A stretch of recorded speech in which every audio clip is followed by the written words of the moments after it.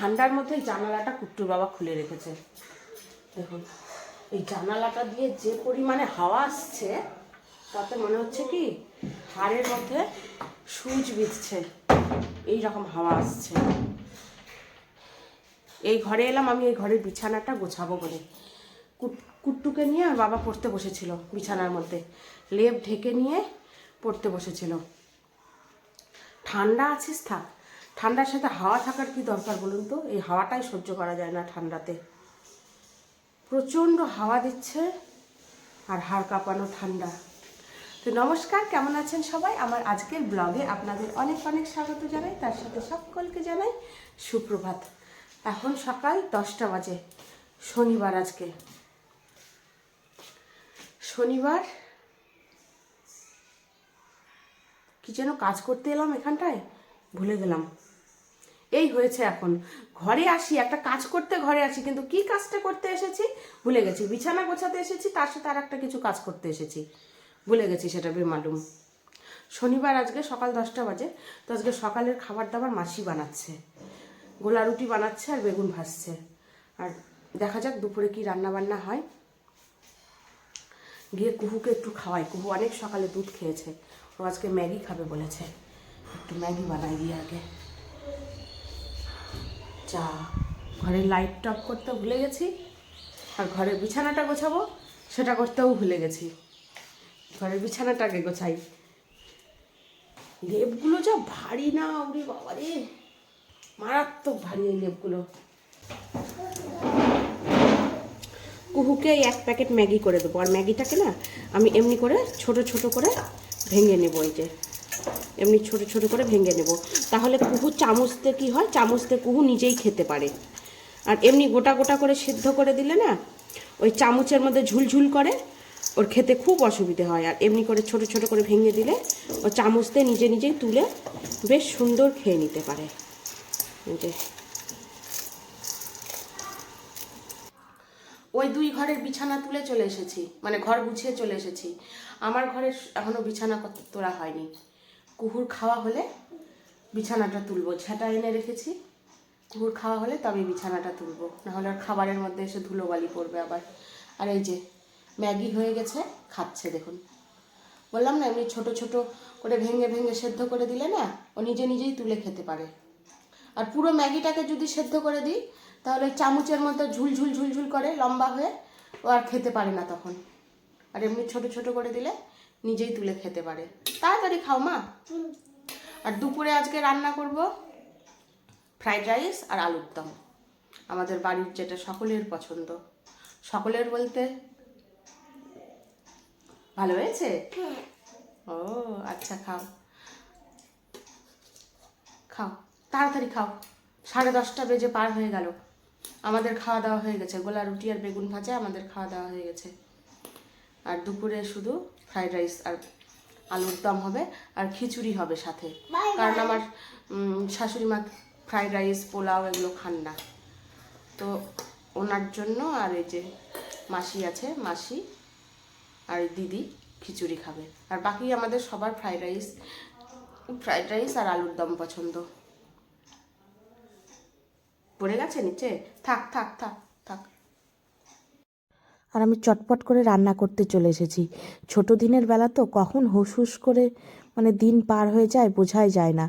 আর এদিকে ঘড়ির কাঁটাও তো থামে না, ঘড়ির কাঁটাও চলতে থাকে, আর কখন যে দিন পার হয়ে যায় ছোট দিনের বেলা বলে। আর এইদিকে দেখুন মশলা টশলা দিয়ে আমি আলুটাকে কষাতে নিয়েছি, আর ওই সময় কড়াইটা উল্টে পড়ে যেতে নিয়েছে, ভাবুন তাহলে কাণ্ড। আর এইদিকে আমি হচ্ছে বাটিতে একটুখানি গরম জল করে মটরশুঁটিটা একটু সেদ্ধ করে নেব, হালকা একটু সেদ্ধ করে নেব। কারণ হচ্ছে ফ্রাইড রাইসের যে আমি সবজিগুলো দেব, গাজর, ক্যাপসিকাম, বিনস, তার সাথে আমি এগুলো ভাজবো না। কারণ তেলের উপরে মটরশুঁটি দিলেই না ফেটে যায়, খেতে ভালো লাগে না। মটরশুঁটিগুলো ফেটে যায়, গোটা থাকে না, দেখতেও ভালো লাগে না। আর ক্যাপসিকামটাও আমি পরে দেবো, কারণ ক্যাপসিকাম তো মানে অল্পতেই সেদ্ধ হয়ে যায়, ওই কারণে ক্যাপসিকামটাও আমি পরে দেবো। আর ঘি দিয়ে নিয়েছি কড়াইয়ে, আর ঘিয়ের মধ্যে মানে ফ্রাইড রাইস করতে যা যা দেওয়ার প্রয়োজন সেগুলোও সব দিয়ে ফেলেছি। আর ঘিতে দেখুন কীরকম ফেনা ফেনা উঠেছে, সর্ষের তেলে যেমন হয় ঠিক তেমনটা। আর এদিকে মটরশুঁটিও আমি দিয়ে নিলাম। ওই যে মটরশুঁটিটা আমি সেদ্ধ করে নিয়েছি বলে দেখুন কি সুন্দর কালারটাও সবুজ আছে আর গোটা গোটা আছে, দেখতে কত ভালো লাগছে। আর ফ্রায়েড রাইসটাও আমার কমপ্লিট। আর এইদিকে দেখুন আর একটা জিনিস, সেটা হচ্ছে এই কাজু বাদাম আমি ক্রিস্পি করে ভাজতে গিয়ে আমার তো মনে হচ্ছে এখন এই পুরাশ্রী করে ফেলেছি আমি। ক্রিস্পি আর হয়নি, পুরাশ্রী হয়ে গেছে। আলুর দমটাও হয়ে গেছে, গরম গরম ধোয়া ওঠা আলুর দম, সাথে ফ্রায়েড রাইস। আর কুহুকে খাইয়ে দিয়েছি, এবার কুট্টুকে খেতে দেব। কুট্টুর তো দেখেই মানে সাথে সাথে খিদে পেয়ে গেছে, দেখেছে আলুর দম আর ফ্রায়েড রাইস হয়ে গেছে, বলে এক্ষুনি আমাকে খেতে দাও তাড়াতাড়ি করে। শুভ সন্ধ্যা, সন্ধ্যে 7টা বাজে এখন। দুপুরে যে রান্না করেছিলাম ফ্রায়েড রাইস আর আলুর দম, যেমনকার তেমনই প্রায় ধরা রয়েছে, দাঁড়ান দেখাই। এই দেখুন এতটা আলুর দম রয়েছে, দেখেছেন? এতটা আলুর দম রয়েছে, তার সাথে এতগুলো ফ্রাইড রাইস রয়েছে। কুট্টুর বাবা হচ্ছে দুপুরে খায়নি, ওই জন্যেই অতগুলো রয়েছে। আমাদের আর রাত্রিবেলায় কিছুই করতে হবে না। আর আমি, কুট্টু, ওর বাবা এগুলো খাবো, ফ্রাইড রাইস আর আলুর দম। আর কুহুর জন্য শুধু একটু ভাত করব। আর এই ফ্রাইড রাইসটা না বাটিতে ঢেলে, একটা বড় বাটিতে ঢেলে রেখে দিই। কতটা রয়েছে, এই দেখুন কতটা ফ্রাইড রাইস রয়েছে, দেখেছেন? না আজকে রাতে খেয়েও শেষ করতে পারবো না, কালকেও খেতে হবে এই রকম।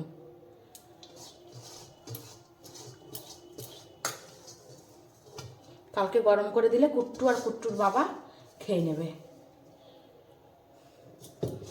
এই দেখুন কতটা, দেখেছেন বাটিটা কত বড়।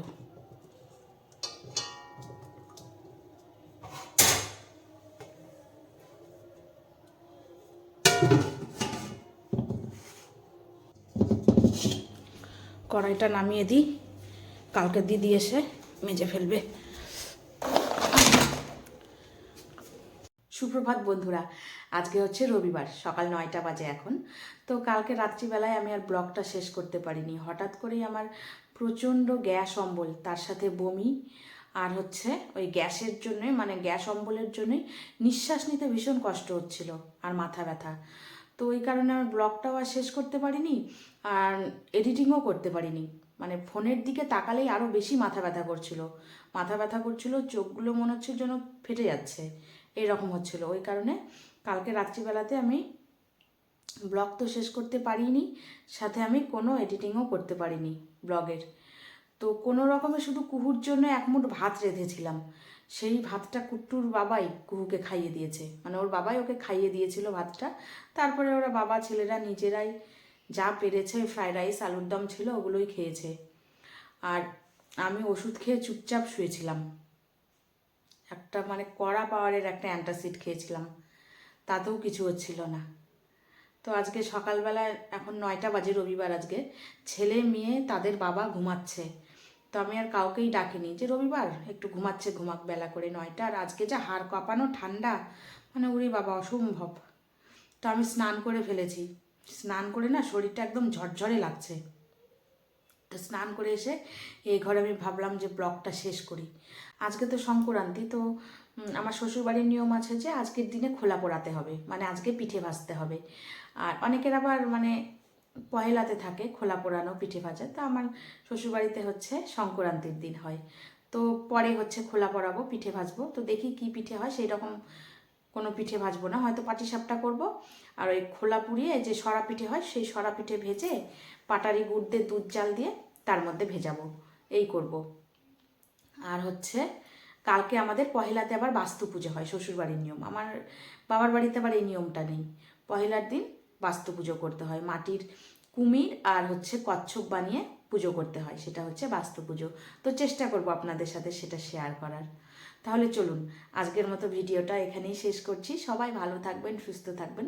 আমার ব্লগগুলো যদি আপনাদের ভালো লেগে থাকে তাহলে অবশ্যই সাবস্ক্রাইব করে দেবেন। ফেসবুক পেজটা থেকে দেখলে প্লিজ একটু ফলো করে দেবেন, লাইক শেয়ার কমেন্ট করবেন।